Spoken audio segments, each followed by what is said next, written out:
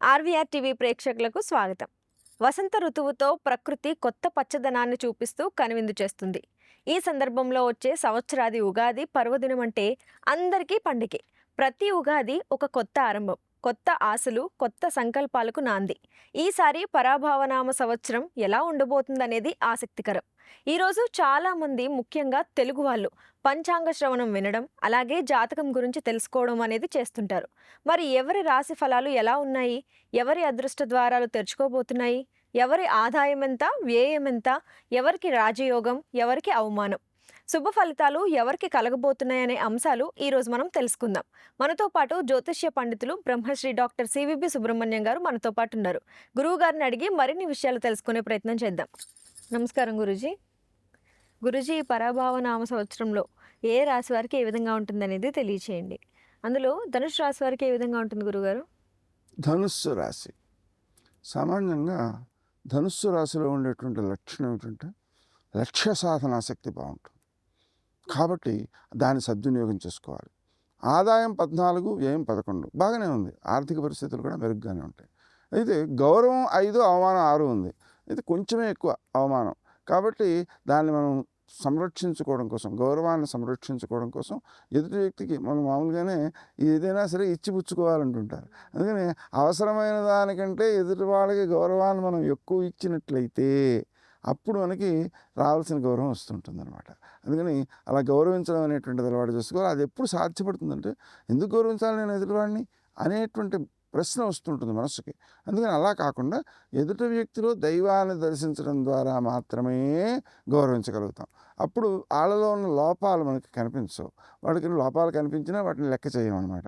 అందుకని ఆ విధంగా ఎదుటి వ్యక్తిలో దైవాన్ని చూడడం అనేటువంటిది చాలా అవసరం. ఇప్పుడు రైతులు ఉన్నారనుకోండి, రైతులలో ఇదివరకు సామాన్యంగా ఉండేటువంటి లక్షణం ఏంటంటే ఆ పంటనే దైవంగా చూసేటువంటి వారు. సాయం ప్రాతః సస్యదర్శి అనేవారు. అంటే అర్థం ఏంటంటే పంట బాగా పండాలి అంటే పొద్దున్న సాయంత్రం ఆ పొలానికి వెళ్ళి చూసుకుంటూ ఉండాలట. చూసుకుంటూ ఉంటే ఏమవుతుంది, దాంట్లో ఏమైనా చీడ పీడ మొదలైన ఉన్నట్లయితే వాటిని తొలగించడానికి సాధ్యమవుతుంది ఆరంభంలోనే. అదేదో పెరిగిపోయిన తర్వాత మందులు కొట్టడం కాకుండా. అలాగనే మనకు ఏదైనా మార్పులు వస్తున్నాయా అనేటువంటివి కూడా తొందరగా గుర్తించడానికి అవకాశం ఉంటుంది. అందువలన ఆ రకమైనటువంటి శ్రద్ధ ఎక్కువగా పెంచుకోవడం ద్వారా రైతులు ఎక్కువ సత్ఫలితాలను పొందగలుగుతుంటారు. విద్యార్థుల విషయంలో ఎక్కువ శ్రద్ధ అవసరం.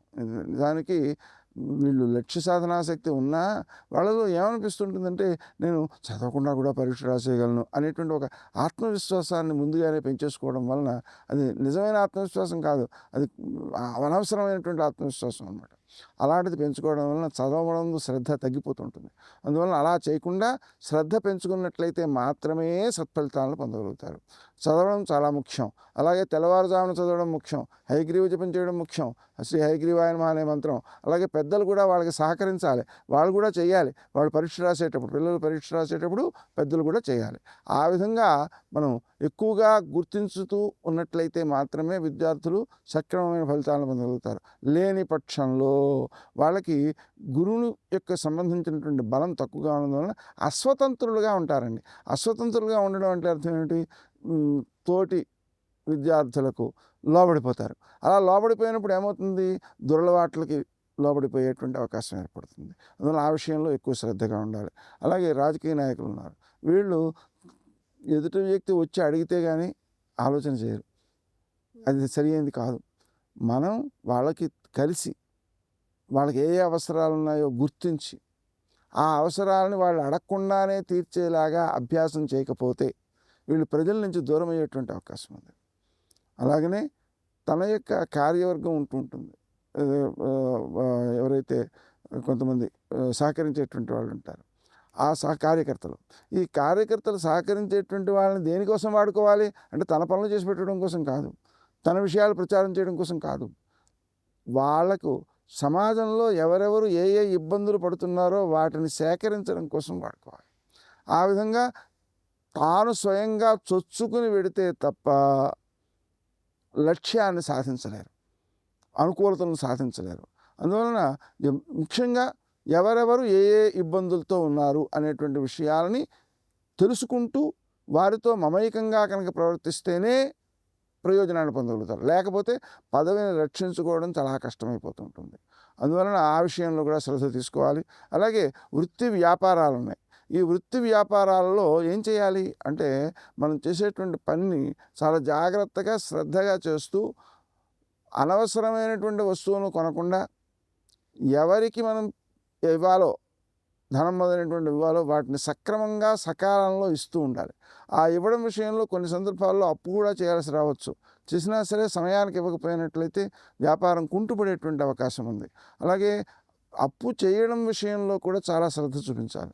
ఎందుకంటే అత్యవసరమైతేనే అప్పు చేయాలన్నమాట. ఎందుకంటే రుణభారం పెరిగిపోయేటువంటి అవకాశాలు ఉన్నాయి.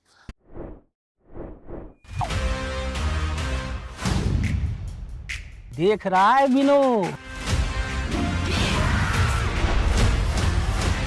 मुझे ये चाहिए सिद्धप्पा जी। ले लो। ठीक है, ले लेते हैं। किसी और में कोई आपत्ति? बहुत बढ़िया।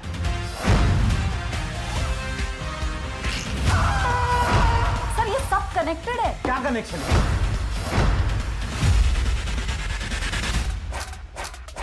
निशाना लगाया तो शिकार पक्का।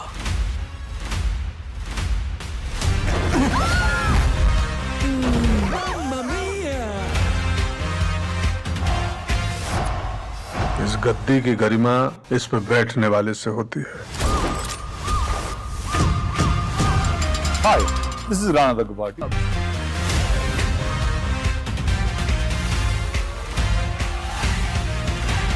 दिल खुश कर दिया यार विकास।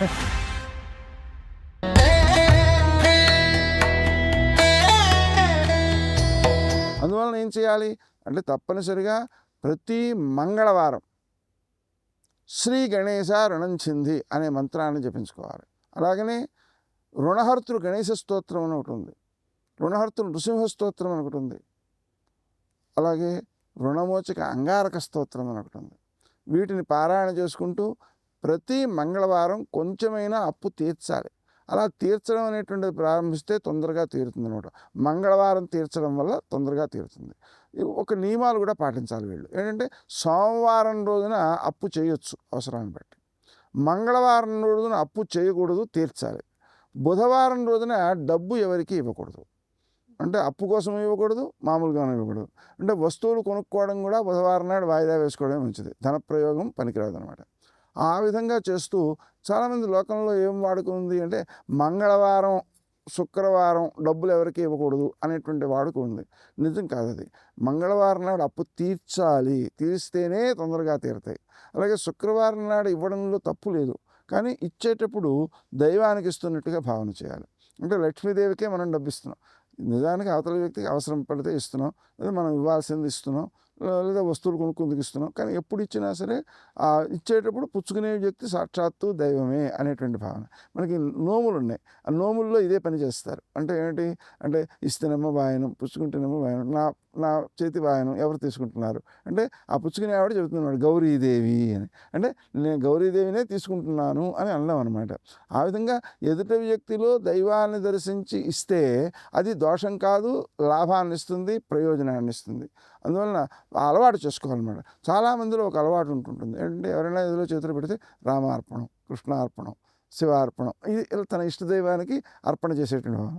ఇచ్చేవాళ్ళు కూడా ఆ భావన చేయాలి. చేస్తే అది ఇచ్చే వాళ్ళకి ప్రయోజనాన్ని కలగజేస్తుంది అనమాట. ఈ విధంగా మనం చేసేటువంటి పనులలో రుణభారాన్ని తగ్గించుకోవడం అనేటువంటిది చాలా అత్యవసరమైనటువంటి విషయంగా గుర్తించాలి. ఎందుకంటే కాలం సమయానికి పాటించాలి కాబట్టి. కాకుండా ఆహార విషయంలో ఎక్కువ శ్రద్ధ చూపించాలి. అంటే తీసుకోవాల్సిన సమయానికి ఆహారం తీసుకోవాలి. అలాగనే ఉదయకాలం 9 లోపల ఆహారం తీసేసుకోవడం మంచిది. ముఖ్యంగా రాత్రి 9ంటికి ఇలా నిద్రపోవాలి. ఆ విధంగా చేస్తేనే ఆరోగ్యం అనేటువంటిది సకాలంలో సక్రమంగా నిలబడుతుంది.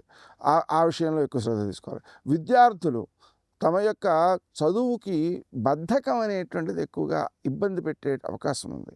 ఆ కారణంగా దాన్ని జయించడం కోసం ప్రతి శనివారము ఒక అర కేజీ నల్లనువ్వులతో, నిజానికి అందరూ చేయొచ్చు, ఈ రాశి వాళ్ళందరూ కూడా ప్రతి శనివారము ఒక అర కేజీ నల్లనువ్వులతో శివునికి పూజ చేయాలి.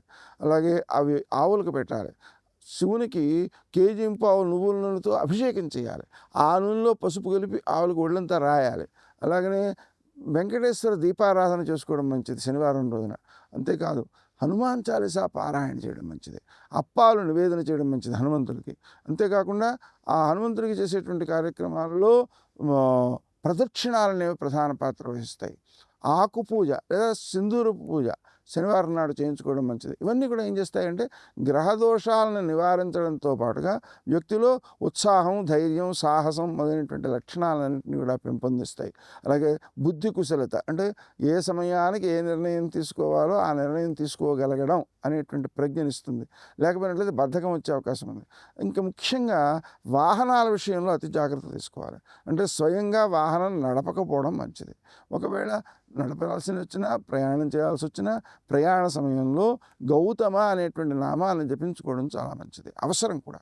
అంతేకాకుండా మనం మార్గబంధు స్తోత్రం అని ఒకటి ఉంది. అది శివునికి సంబంధించిన స్తోత్రం అన్నమాట. ఆ స్తోత్రాన్ని అలవాటు చేసుకోవాలి. మార్గబంధు స్తోత్రాన్ని మనం చదువుకుంటూ ఉన్నట్లయితే ప్రయాణంలో ఇబ్బందులు ఎదురుకావు అనేది మనం గుర్తుపెట్టుకోవాలి. అది చాలా అవసరం. అలాగనే మనకు ఆహారం, వాహనం, గృహం విషయంలో కూడా ఏమవుతుందంటే కలహాలు ఏర్పడేటువంటి అవకాశం ఉంది, అపార్థాలు చేసుకునేటువంటి అవకాశం ఉంది, గృహ సౌఖ్యం లోపిస్తుంది. అలాగే ఇంటికి బాగులు చేయాల్సిన అవసరం రావచ్చు. అటువంటి విషయాల్లో కూడా శ్రద్ధ తీసుకోవాలి. ఇల్లు తీసుకోవడానికి మంచిది కాదు. ఇల్లు కొనుక్కుందాం అనుకుంటారు కదా, అటువంటి వాళ్ళకి ఈ సమయం అంత మంచిది కాదు. ఒకవేళ తప్పనిసరిగా తీసుకోవాల్సి వస్తే జపం బాగా చేసుకోవాలి. మామూలుగా సామాన్యంగా ఎవరైనా సరే గృహం తీసుకోవాలనుకున్నటువంటి వాళ్ళు చింతామణి గృహాంతస్థ శ్రీమన్నగర నాయక అనే మంత్రాన్ని జపించుకుంటే మంచి ఇల్లు దొరుకుతుంది అనమాట. ఆ విధంగా చేయడం చాలా మంచిది. ఈ రకంగా మనం సమయాన్ని సద్వినియోగం చేసుకుంటూ మనకున్నటువంటి లక్ష్య సాధన శక్తిని సద్వినియోగం చేసుకుంటూ లక్ష్యాలని సాధించుకోవడానికి మంచి సమయంగా దీన్ని గుర్తించాలి. ఈ రకంగా ధనుస్సు రాశి వాళ్ళు మరో జాగ్రత్త తీసుకోవాల్సినటువంటి అవసరం ఉంది. డిసెంబర్ తరువాత మాట్లాడే తీరు అపార్థాలు వచ్చేటువంటి అవకాశం ఉంది. అందుకని ఆ విషయంలో ఎక్కువ శ్రద్ధ తీసుకోవాలి.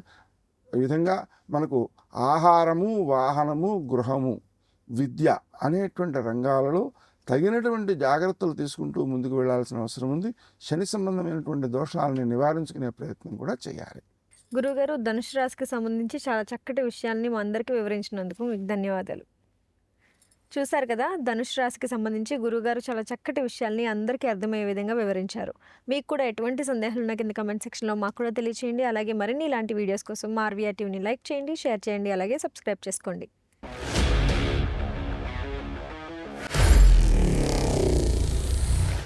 Honor Signatus, the biggest gated community in the heart of the city. Spacious 3, 3.5 and 4 BHK apartments at Kukatpalli, High-Tech City.